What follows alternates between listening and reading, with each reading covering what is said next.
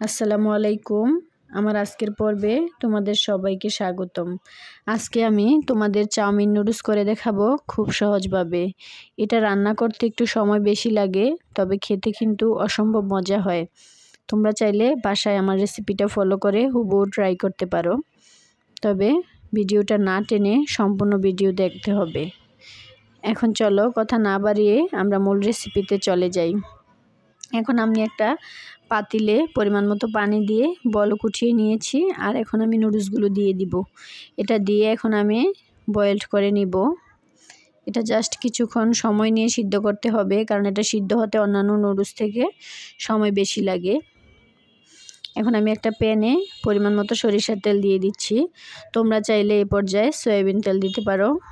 দিয়ে আমি এটাকে গোল্ডেন ব্রাউন কালার করে ভেজে নিব। এখন আমি দিয়ে দিব কাঁচামরিচ কুচি দিয়ে আমি কিছুক্ষণ এটা পেঁয়াজের সাথে নেড়েচেড়ে ভালোভাবে এটাকে মিশিয়ে নিব। দেখতেই পাচ্ছ পেঁয়াজটা আমার গোল্ডেন ব্রাউন কালার করে ভাজা হয়ে গিয়েছে। এখন আমি দিয়ে দিব ক্যাপসিকাম। আমি এখানে সবুজ কালারের ক্যাপসিকাম দিয়েছি, তোমরা চাইলে অন্য যে কোনো কালারের ইউজ করতে পারো। আর দিয়েছি আমি টমেটো কুচি। তোমরা চাইলে এখানে সবজির মধ্যে ফুলকপি, আলু, গাজর, বিভিন্ন টাইপের সবজি আছে, এগুলো ইউজ করতে পারো, তবে আমি এই দুটো দিয়ে আজকে তোমাদের দেখালাম। এখন আমি একটা ডিম ক্রাম্বল করে নিব। এটা চাইলে তোমরা চিকেন ইউজ করতে পারো এখানে, তবে ডিম দিয়েও খেতে অনেক মজা হয়। ডিমটা আমি এক হাতে ভিডিও করতেছি আর এক হাতে আমি নিজে এটাকে দিয়েছি, সেজন্য একটু সময় লেগেছে। এখন আমি এটা একটু সাদা বর্ণের হয়ে গেলে তারপর এটাকে আমি ভেঙে নিব, তবে একটু সময় দিতে হবে। জাস্ট কালারটা চেঞ্জ হলে তারপর তোমরা এটাকে ভাঙবে, না হয় কিন্তু এটা কেমন আঠা আঠা হয়ে যাবে। দেখতেই পাচ্ছ আমি এটাকে এখন ক্রাম্বল করে নিয়েছি। এখন আমি সমস্ত প্রকার সবজির সাথে এটাকে আমি মিশিয়ে নিলাম। মিশিয়ে এখন আমি ভালোভাবে এটাকে নেড়ে চেড়ে একটু ভেজে নিব।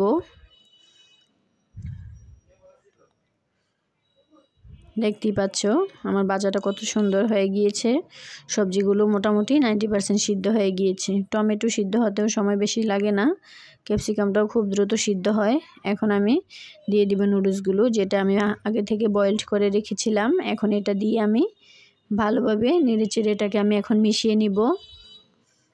এখন আমি দিয়ে দিব নুডলসের মশলাটা। এটা দিয়ে আমি এখন নেড়েচেড়ে ভালো করে মিশিয়ে নিব। তোমরা চাইলে এ পর্যায়ে স্বাদে ম্যাজিক মশলা ইউজ করতে পারো, কারণ আমার বাচ্চারা ঝাল বেশি পছন্দ করে না, তাই আমি শুধু নুডলসের মশলাটা ইউজ করলাম, ওইটা আমি স্কিপ করলাম। তোমরা বড়রা যদি খেতে চাও তখন ওই মশলাটা ইউজ করতে পারো, তবে স্বাদটা বাড়বে। নুডলস রান্না আমার কমপ্লিট হয়ে গিয়েছে। দেখতেই পাচ্ছ অনেক সুন্দর এসেছে কালারটা। খেতে কিন্তু অসম্ভব মজা হয়েছে। স্বাস্থ্যসম্মত উপায়ে এসব নুডলস রান্না করে খেতে পারো তোমরা চাইলে। আমার ভিডিওটা যদি তোমাদের কাছে ভালো লেগে থাকে তাহলে লাইক, কমেন্ট, শেয়ার করতে ভুলবে না। সাবস্ক্রাইব করে দিবে, তাহলে নিত্য নতুন ভিডিও তোমাদের কাছে চলে যাবে। আসসালামু আলাইকুম।